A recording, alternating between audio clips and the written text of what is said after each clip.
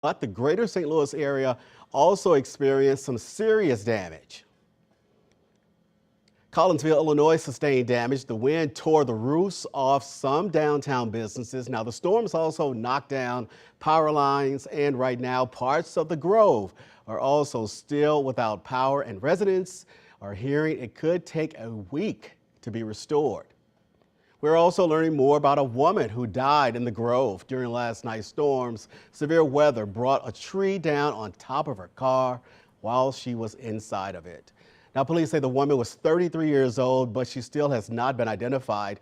Neighbors tell 5 on Your Side she had just moved into the Grove recently. Our Mercedes McKay has more on this heartbreaking tragedy. Everybody's kind of shaken. Despite the sunshine Sunday morning, neighbors along Choteau and Talmadge Avenue are still thinking about Saturday night's weather and the tragedy it brought to their street. I don't think no one had any idea that it would be as devastating as it were. Eddie Allen says the storm came out of nowhere. The rain and the wind began to blow. And a few minutes I heard a boom. That boom was the tree behind Allen's house falling down. It wasn't until later that he learned the tree fell on top of a car, leading to the death of a 33-year-old woman. I can imagine, what her, relatives and what have you are going through. Allen has lived in this home for close to 50 years and says that tree has been a constant concern. My worry has always been that tree back there. 2 people went to help the woman inside the car as soon as it happened.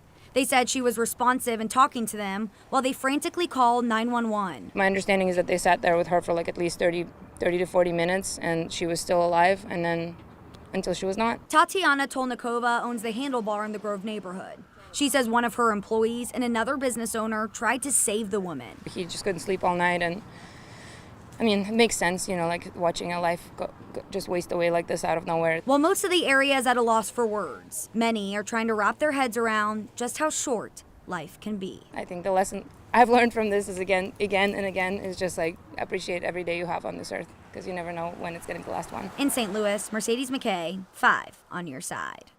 St. Louis's Department of Public Safety told 5 on Your Side in a statement they are, quote, investigating the circumstances that led up to this incident. Now, you can read the full statement on our website, ksdk.com, under the As Seen on TV section. We are learning of even more serious storm damage in the region. North St. Louis sustained some damage in multiple areas. Downed power lines and debris can be seen across the area. One bar near the riverfront was especially hit hard.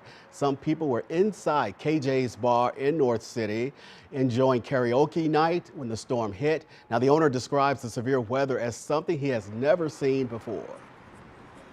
I got everybody down in the basement. Nobody got hurt. A couple of car windows got busted out because it was, the wind was actually blowing sideways. It wasn't blowing down. You could just see the rain hitting the building to the side. Recovering the damage to KJ's bar could take some time, but the owner says he is grateful no one was injured. The last 2 nights of storms were classified as severe thunderstorms, but the damage in many of our areas resembled damage people say looked like tornadoes. Weather First meteorologist Gary Frank joins us now. Hey Gary, these weren't just your normal rain showers. So can you walk us through why these storms were actually so damaging? Yeah, good evening, Robert, and good to see you. For the most part, we've been under these severe thunderstorm watches, warnings. What does that mean? A lot of the times we see them fairly often, but I want to point out specifically what some of this means, because as you look at what's going on here, that's what we had seen over the last couple of days. I want to take you to the big picture and show you just how the storm set up. This big area, this spin, that's the storm that brought a little bit of wind and pressure gradient, and it carried wind that was just a couple of thousand feet above the surface. And as that interacted with the current ingredients of the day, that's where we started to see that develop. And I want to show you what this looks like from a different perspective and now switch to the radar, because that's the key for us here. As we look at some of the storm, the way we started off, look at the way we started off over the last 36 hours, because we have one line and then another line yesterday afternoon. This was 2 or 3 o'clock. And look how it starts to form this line specifically just right about here. And that's where I want to show you this line right about here. When they start to bow out like that, they typically carry a lot of wind and they're moving very quickly. basically the wind aloft and not only at the surface, and that's where you'll start to see those brief wind gusts here. And that's what we saw here into the afternoon that created some of the storm damage that was, pretty significant in some cases. So as we looked at some of the storm reports, just looking at a few of these areas, we had roughly trees down, lots of branches snapped. That wind really was carried from these storms that move very quickly. And right now, it's quiet in some regard, but others are still dealing with a little bit of rain. You've probably seen the severe thunderstorm watch pop up. Most of that is not going to impact our area, and I think really our area is out of that the rest of the night. We will track a little bit more rain in our next severe threat by the middle part of the week as we discuss that in more active pattern the rest of the week. All right, Gary, thanks. We'll see you in a bit. As we mentioned earlier, much of the Grove is currently without power, but that South City neighborhood is not the only part of our area in the dark right now. We are hearing reports of power outages across the bi-state. Communities in Nashville, Illinois, tell 5 on Your Side that they could be without power, get this, for days. Right now, we are working to learn more about Ameren's efforts to get the power back to these communities. Ameren, Illinois has an update on power outages in central and southern Illinois. 56,000 customers are still without power, though. Ameren, Missouri also sharing an update. Right now, 79,000 customers in Missouri are still without power.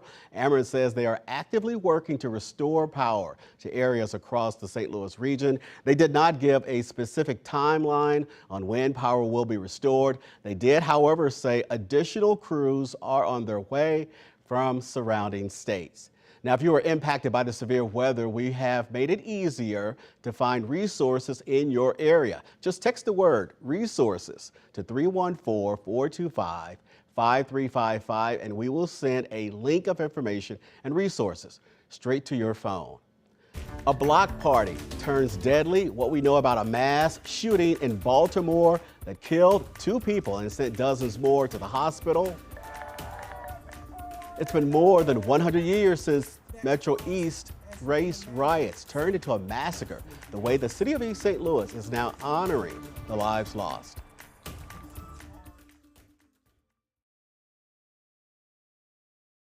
Get the content that matters to you on your time. Breaking news as it happens. We are following breaking news at this hour. Weather alerts when you need them. Live streams and newscasts on your schedule. On air, online, on our app, and on 5+. No matter where you go or how you watch, 5 on Your Side, focused on you. What's the forecast in Florida?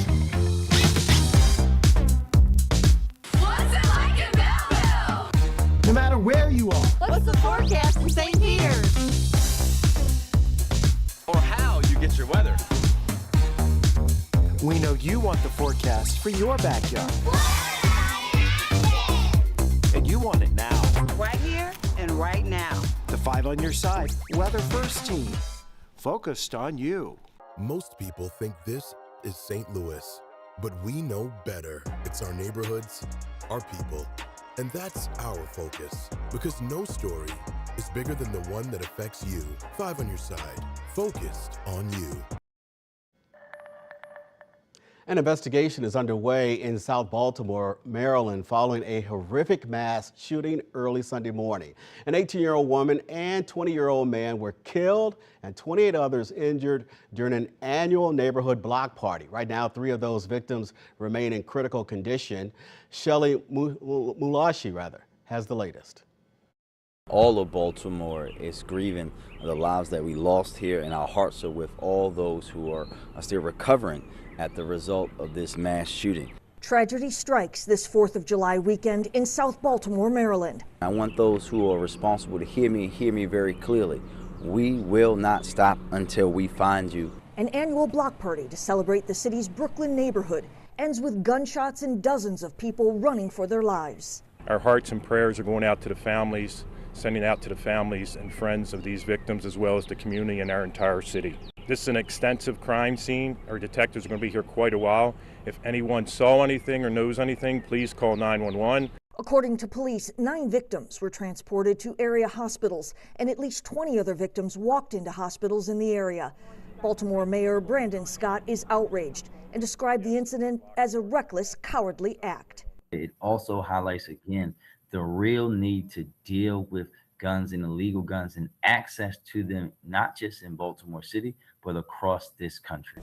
Maryland Governor Wes Moore releasing this statement. My heart breaks for these victims, their families, and the Baltimore community that is coping with the loss.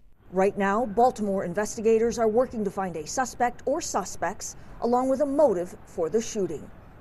I'm Shelley Malashi reporting. This weekend, East St. Louis is honoring those killed in the 1917 race massacre. Yesterday, the Reparations Now March took place in East St. Louis. Residents and community leaders marched in memory of those who were killed in those race riots. Now, one local organizer said the march was also the kickoff to their reparations committee for the city. And today, a dedication took place in East St. Louis. The East St. Louis Historical Society and the Illinois State Historical Society came together to create a marker for the 1917 race massacre. Now, it honors the lives of the hundreds of Black Americans brutalized by white rioters in the early 1900s. A crack in a cold case, the exclusive new details and possible new lead to 40 years after a girl found beheaded in a basement.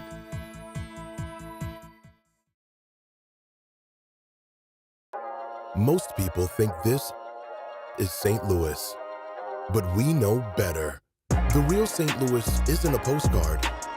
It's our neighborhoods, our communities, our people, and that's our focus. 5 on Your Side is here to tell the stories that affect your neighborhood, that impact your family, that matter to you. Because no story is bigger than the one that affects you. 5 on Your Side, focused on you. Hey, St. Louis. It's time to step up and join the mission to end breast cancer. The 2023 Komen Greater St. Louis More Than Pink Walk is set for Saturday, June 10th in Tower Grove Park. Join 5 on Your Side in celebrating 25 years of impact right here in your community. You can walk or team up with family and friends. Log on to komen.org/St. Louis Walk to register today. What's the forecast in Florida?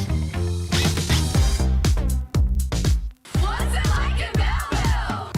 No matter where you are. What's the forecast in St. Peter's? Or how you get your weather.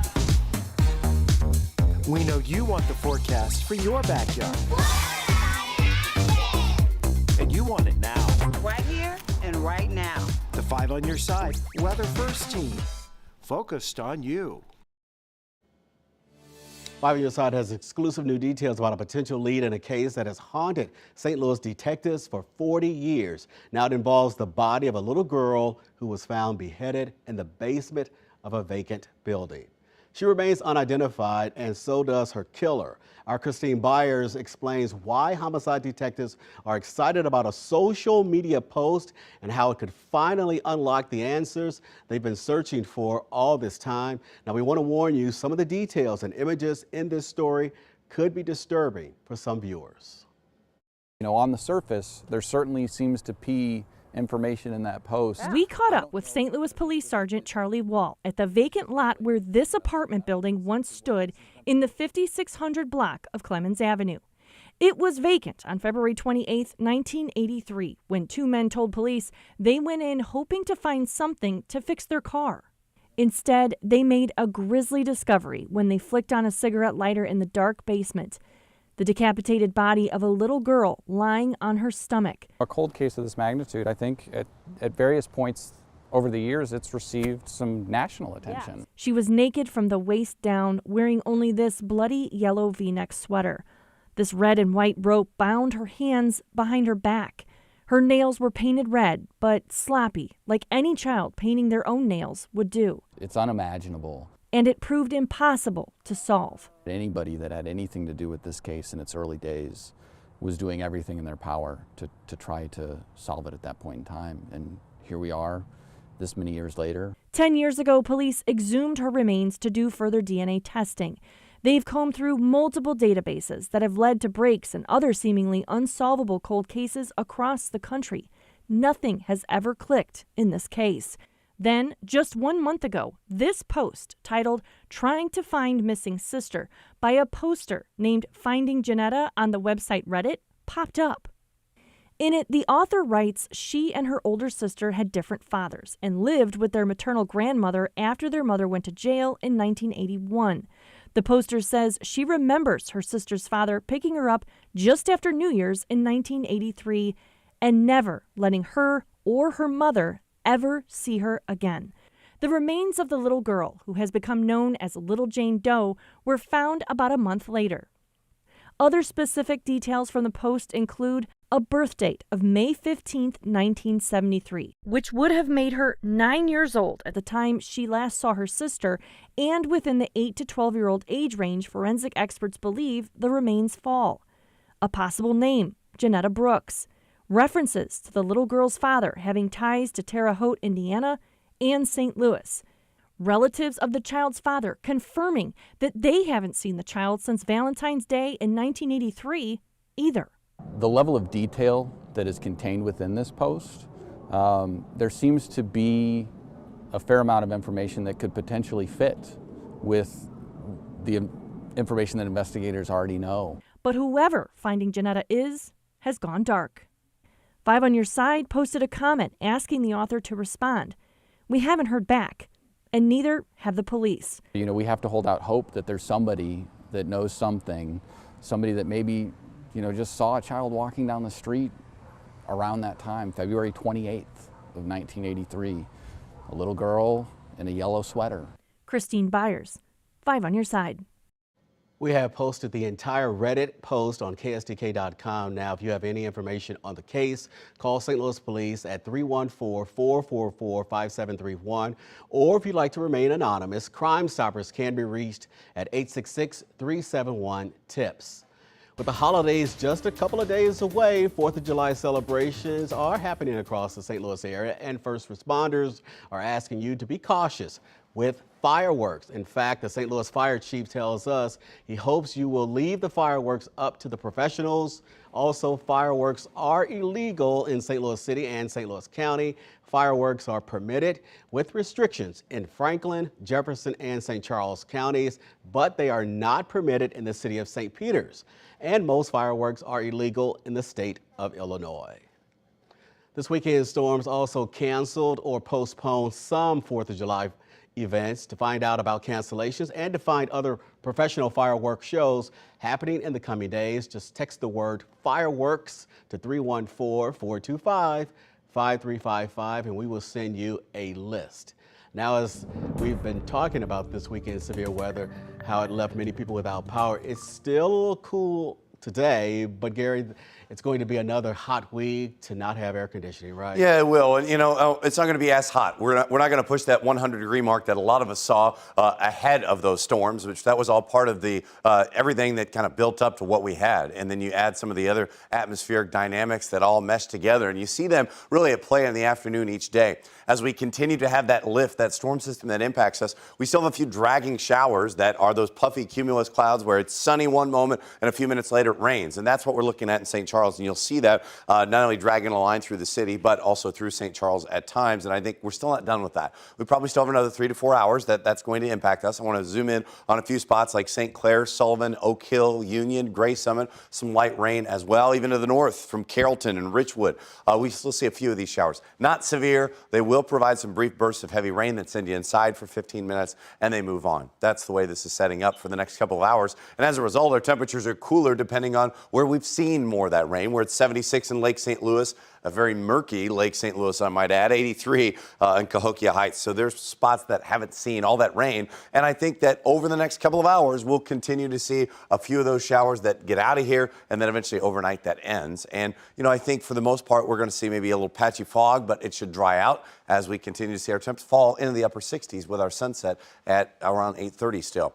Now, our severe weather risk down the road, this is typically not, July is not really a severe weather season as we see it, but we have started to see a few of these patterns set up. And once again, we have been targeted with a risk on the fourth day. That means you're going to see just this one color of 15% chance, but it's really wide. It's all the way from southern Missouri all the way past Chicago, and that is because of fronts moving in, heat and humidity and some other things that are starting to settle in. That includes a big chunk of our area right now. I think down the road, you'll see it into a slight or enhanced on 2 or 3. That's from 3 of 5 category from the Storm Prediction Center. And here's how this looks like it may play out late in the day on Wednesday. I want you to be prepared for, as this front moves through, storms develop along that. This could be another wind risk. So we'll see how this plays out. That's going to add into at least helping us when it comes to the drought. As far as right now is concerned, next few days, dry for Monday. A lot of people obviously connected this long holiday weekend.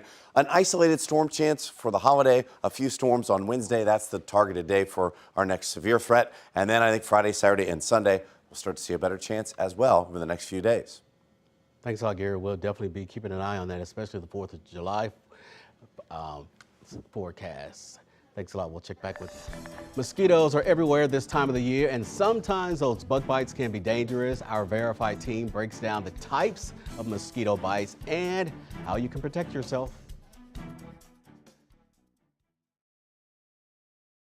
I'm Weather First meteorologist Tracy Hinson, and you're probably used to seeing me here every weekend with your latest forecast. But ever wonder what I do when the cameras are off? I might just be headed to a school or youth group in your area. I show kids at all grade levels the power of science. Look, we made a cloud. We talk safety and demystify the most terrifying of weather phenomena. Getting students excited about science, technology, engineering, and math is incredibly rewarding.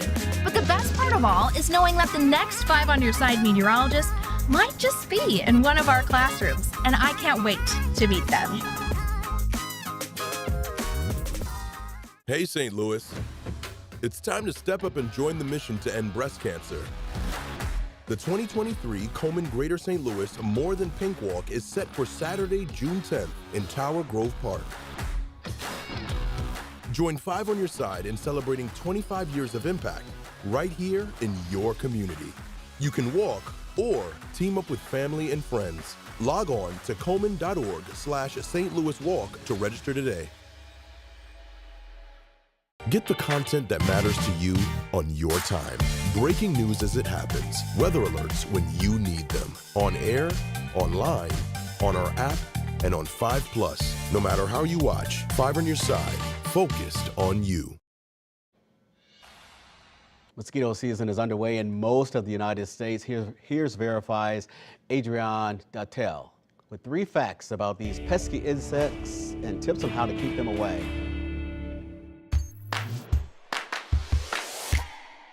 There are few things I hate more than dodging mosquitoes when I'm trying to enjoy the summer sun. And there are a lot of them. More than 200 types of mosquitoes live in the U.S. and its territories, and 12 of them can carry diseases that make people sick, according to the U.S. Centers for Disease Control and Prevention. Using these sources, we put together 3 facts about these buggers and tips on how to make yourself less of a target.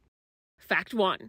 Mosquitoes are the deadliest animals on Earth. While they don't maul, poison, or drown people like some other predators, mosquitoes do carry diseases like malaria, dengue fever, and Zika virus that kill an estimated 700,000 people per year worldwide, according to the CDC and the World Health Organization. While cases of those diseases are rare in the U.S., your best bet to protect yourself is to avoid getting bitten. Our tip? Use an EPA-registered insect repellent with active ingredients, such as DEET, picaridin, or oil of lemon eucalyptus. When you're inside, let's keep those buggers out by using screens on windows and doors, or using air conditioning if available. Fact 2. Mosquitoes are attracted to certain colors. Black, orange, and red are their favorite. According to Jeff Riffle, a biology professor at the University of Washington, when mosquitoes see red and orange, they associate that with human skin color. He says no matter what your skin tone or how dark or light you are, we are dominantly reflecting orange and red. So, when you're wearing a red or orange shirt, you've made yourself a bigger target. When mosquitoes see black clothes, they think they found a shaded spot to rest. And then, our tip, avoid wearing black, red, and orange. Instead, opt for light-colored, loose-fitting clothing with long sleeves and pants. Fact 3. Mosquitoes are more attracted to a specific blood type. There are 4 major blood groups: A, B, AB, and O.